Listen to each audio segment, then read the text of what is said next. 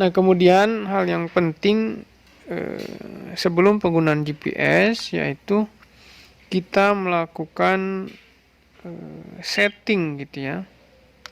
Settingnya ya diantaranya klik page ya, kemudian ada main menu, page main menu. Nah, di setup dulu nih. Jadi GPS yang kita pegang harus di setup dulu. Klik setup ya. Nah, sistem ada apa aja sih gitu ya. Nah, ini ada bahasa, kemudian GPS-nya apakah mau normal atau mode demo gitu ya. Nah, ini kita pilih normal saja kalau untuk di lapangan ya. Kemudian bahasanya apa? Sesuaikan ya keinginan ini. Bahasa ada apa ini? Ya, ini udah default atau otomatis sudah bahasa Inggris kayaknya. Nah, itu sistem, kemudian display. Display ini terkait dengan backlight gitu ya dan lain-lain. Ini kurang inilah sebenarnya. Nah, kemudian tune nih apa nada ini, tune nada yang akan digunakan untuk GPS ini. Kemudian kalau map, nah ini terkait tampilan peta gitu ya, yang ada di GPS ini, peta yang seperti tadi ketika zoom in, zoom out yang itu ya. Kemudian marine ini terkait dengan kelautan ini. Kemudian track, nah ini yang penting diantaranya ya, penentuan track. Nah, ketika kita mau ke lapangan dan tujuannya mau istilahnya nge-track gitu ya, atau merekam track, merekam jejak, maka track ini harus diaktifkan. Nah, melihat tracknya aktif atau tidak dilihat dari track log ya. Nah, track log enter gitu ya. Nah, ini ada pilihan. Jika kita bawa GPS kemudian tracknya misalnya ini do not record gitu ya, maka ini dia tidak akan merekam jejak gitu ya, tidak akan merekam track gara-gara ininya do not record gitu ya.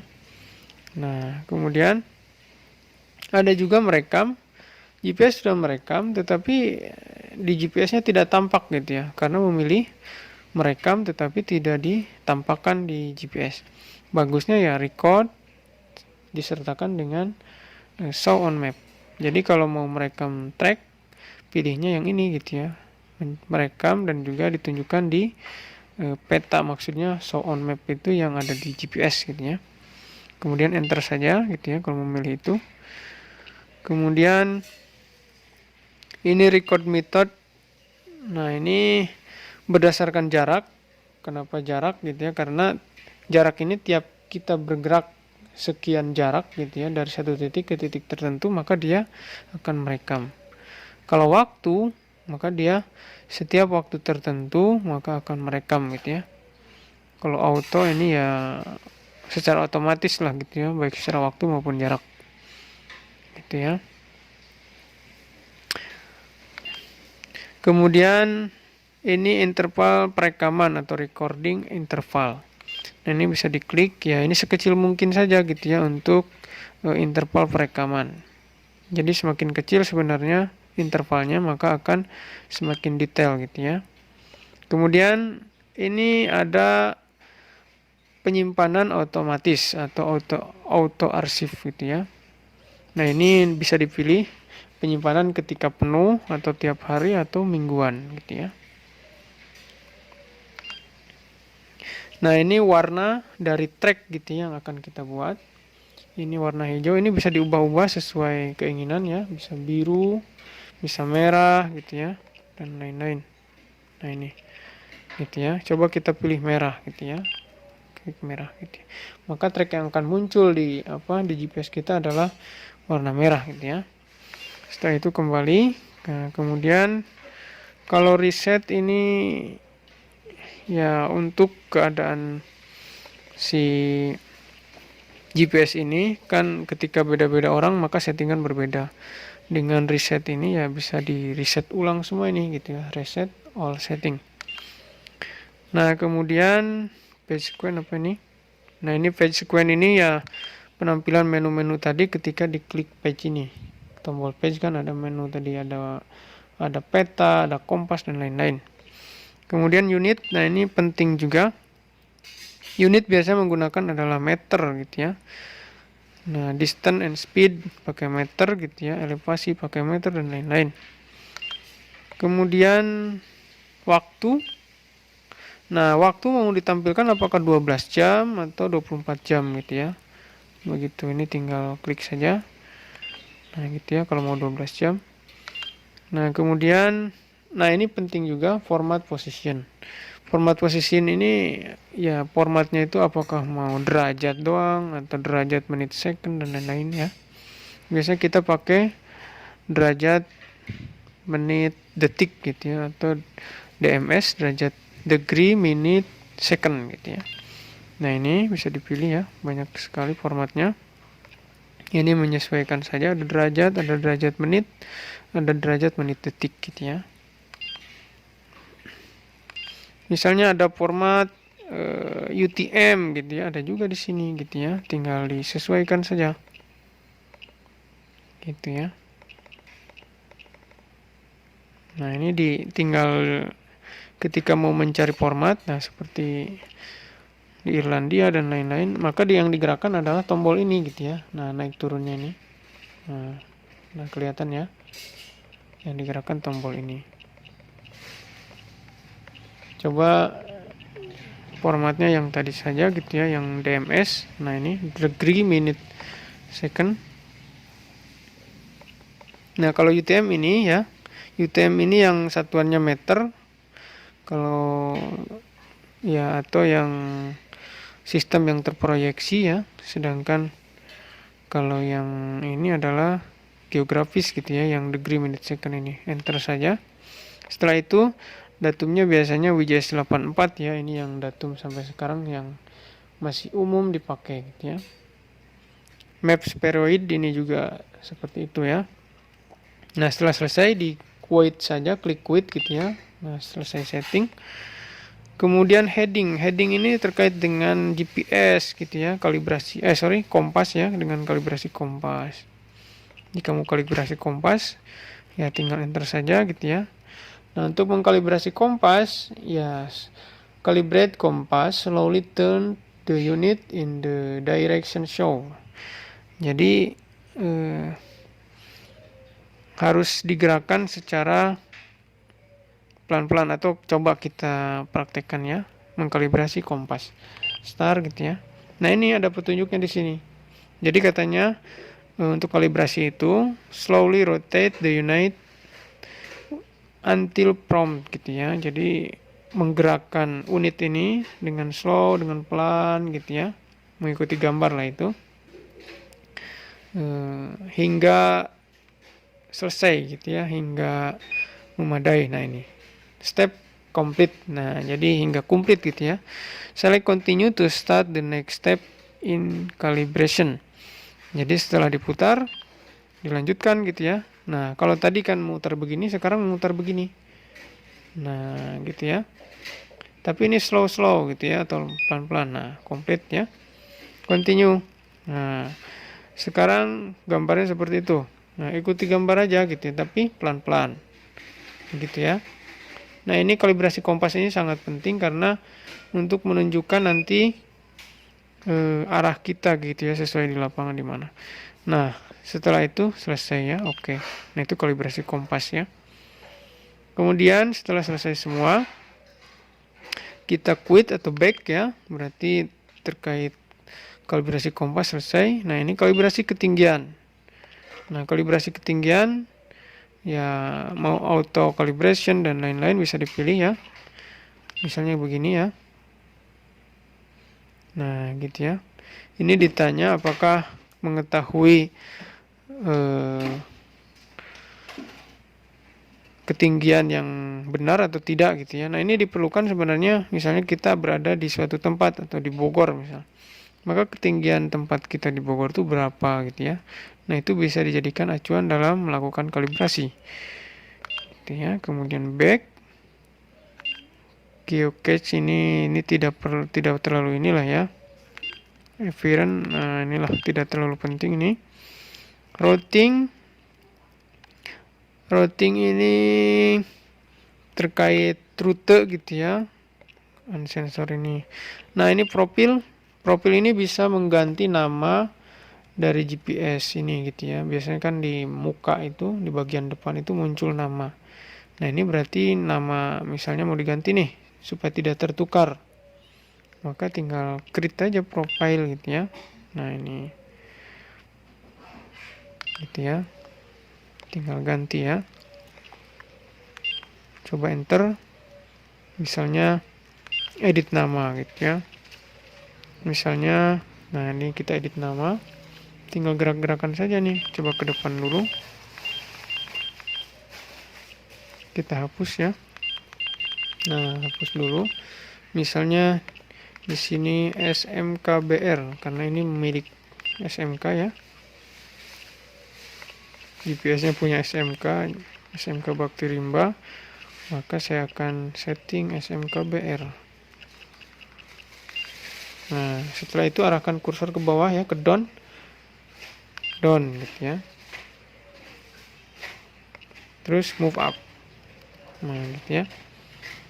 Ini bisa dihapus tidak ya? Nah, ini bisa dihapus nih. Yang udah ada bisa dihapus. Cara hapusnya ya tinggal delete gitu ya. Nah, jadi tinggal ini saja. Gitu ya. Nah, ini berarti GPS SMK. Kemudian kalau about ini ya terkait ini informasi sekitar software yang dipakai dan lain-lain gitu ya. Ini sebenarnya informasi perusahaan pembuat GPS ini gitu ya. Ini di back saja.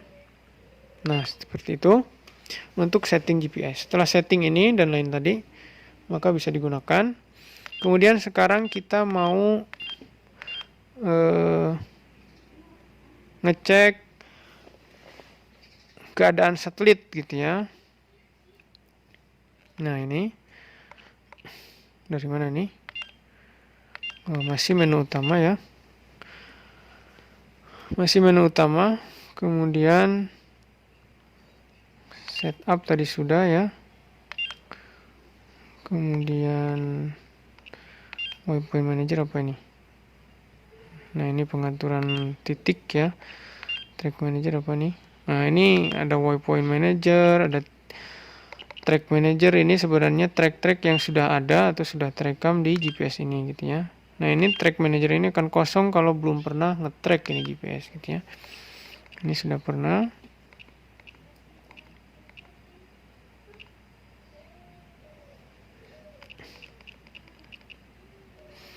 Kemudian apalagi nih?